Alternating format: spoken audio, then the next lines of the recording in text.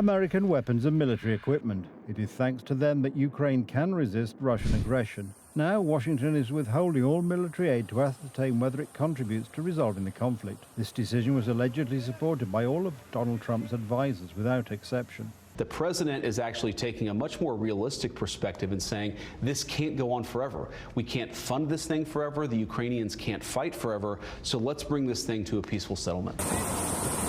The decision to stop the delivery of US weapons to the front lines also applies to those already in Poland awaiting further transport, and, according to Bloomberg, they will stay here for the time being. The White House stresses that Volodymyr Zelenskiy may return to Washington for talks if he is ready for peace. For now, he has left a terrible impression, taking a confrontational tone during Friday's meeting in the Oval Office. You're not winning this. You have a damn good chance of coming out okay because of us. Mr. President, we are staying in our country, staying strong from the very beginning of the war. We've been alone, and we are thankful. I said thanks you haven't in been this alone. cabinet, you and haven't not been only alone. in this cabinet. We gave you, through this stupid president, $350 billion.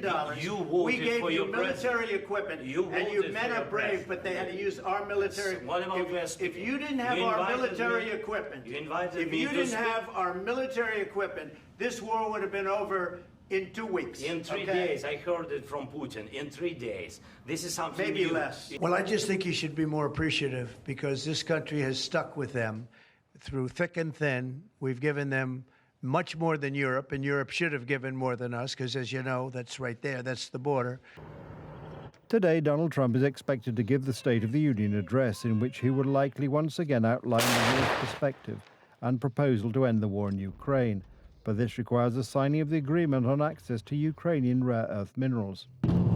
Strona amerykańska z całą pewnością chce w ramach negocjacji wywrzeć presję. The US side certainly wants to put pressure on Kiev as part of the negotiations in order to obtain important elements on its part, such as, for example, access to potential raw material deposits that are located on Ukrainian territory.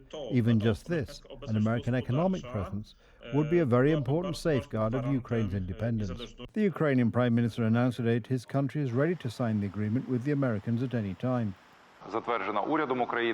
The Ukrainian government has just officially approved the agreement with the Americans, and from our side we can sign it at any time to start cooperation with the US on clear terms.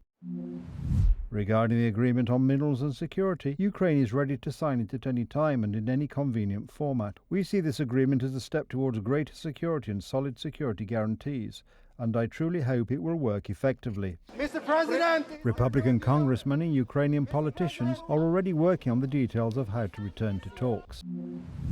We are 100% getting this train back on the tracks. This mineral deal will be signed in short order, which will lead to a strong, long-term economic partnership between the United States and Ukraine, and which will ultimately and naturally lead to security assistance.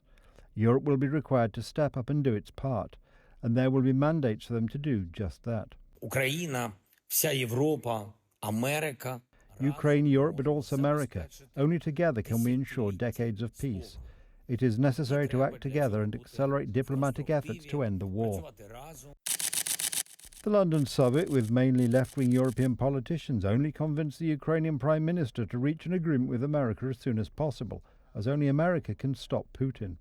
Europe is not a substitute for the United States, and Trump must be reckoned with. There is no United States of Europe. Europe is not a substitute for the world's first army and the world's first currency, and won't be for the foreseeable future.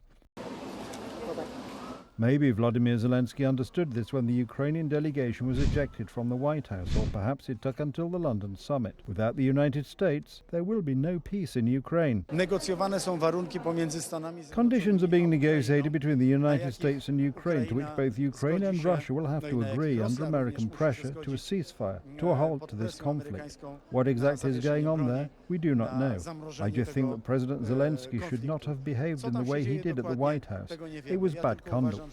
There is still hope for Ukraine, but this may be the last chance to save many ordinary people from Russian aggression and start peace negotiations. There will be no better offer than what is being offered by the Americans.